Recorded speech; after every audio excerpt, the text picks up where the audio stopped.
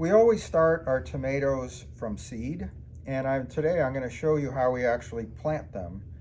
We always use a mixture of coconut coir and vermiculite, usually right around a 50-50 mix.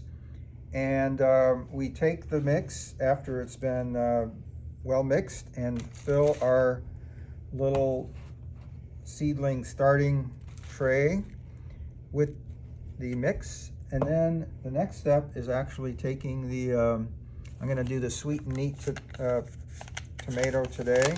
And I typically would start with about 2 seeds. So I've got 2 seeds here that I've gotten out of the bag. And I'm going to plant them in opposite corners. And the reason is I want to make sure at least one of them germinates.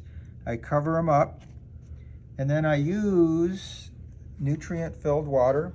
And I water it from the top generously so it's nice and wet. And actually, as the seeds are growing, as they're germinating, I will always water it from the top until we actually plant them in the self-watering container. And after that, they're always watered from the bottom. So it's that simple.